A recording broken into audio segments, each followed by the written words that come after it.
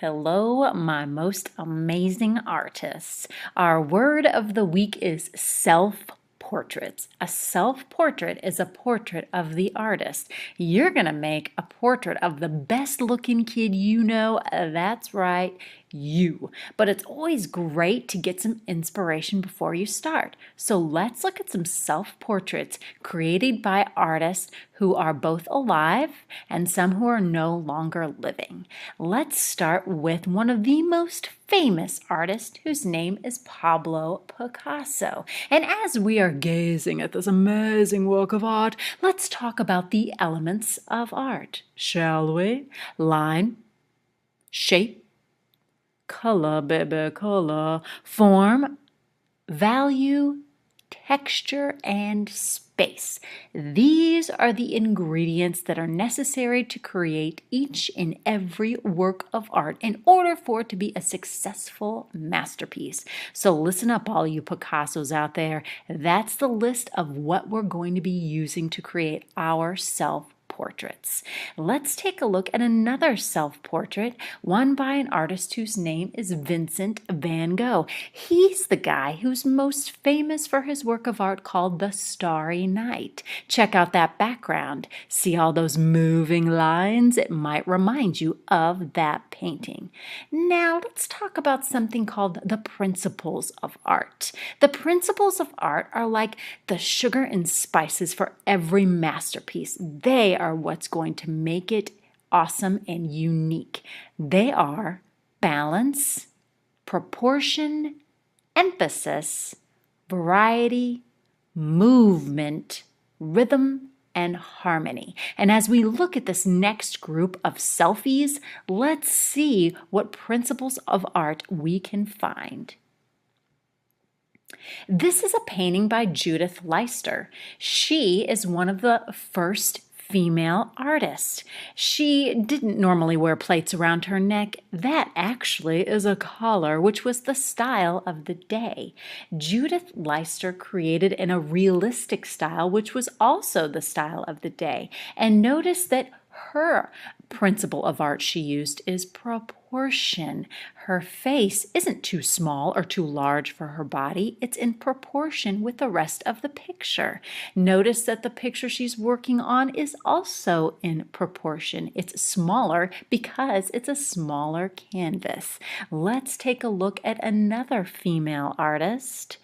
This one is one by an artist whose name is Frida Kahlo. She's a Mexican artist. And if we could draw a vertical line right down the middle of this painting, we would see that Frida is using the principle of art known as balance.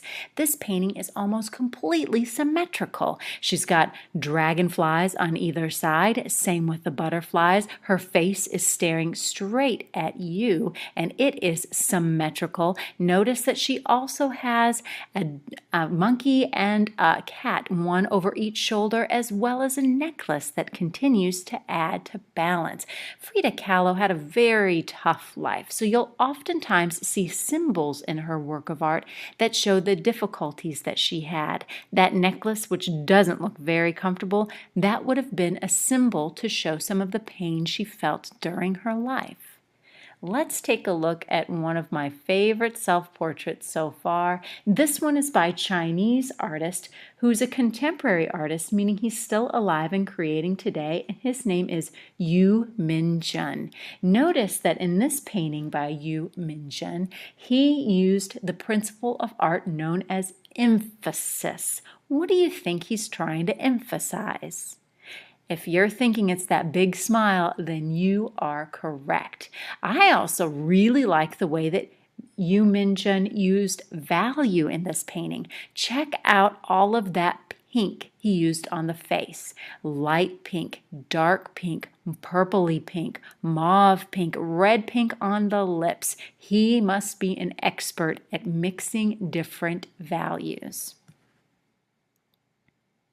Another one of my favorite contemporary artists is one whose name is Kenied Wiley. This is not a self-portrait. He often paints portraits of friends or other people. What I love about this painting is not only is it very realistic, but it also has a lot of pattern in it. Notice how the pattern is not only in the background, but also in the front, which you know is the foreground. And our last contemporary artist we're going to be looking at is one whose name is Chuck Close. Chuck Close is very famous for painting very large portraits of people, and this one is a self-portrait. Chuck Close used a lot of shape, color, and he also has a lot of variety in this painting. So as you're starting to work on your self-portrait, not only will you be thinking of the elements of art, but also those principles of design or principles of art. Balance, proportion, emphasis, variety, movement, rhythm, and harmony. And we're looking one more time at Pablo Picasso. Notice that he used a lot of blue in this painting. In fact, this painting is almost entirely blue. We could say that it is mono, which means one, chromatic, which means color, a one-color painting. And we're ending with this one because when you color your self-portrait, you will also be making it monochromatic or one color. All right, let's get started on drawing portraits of the best looking kids we know, and that'd be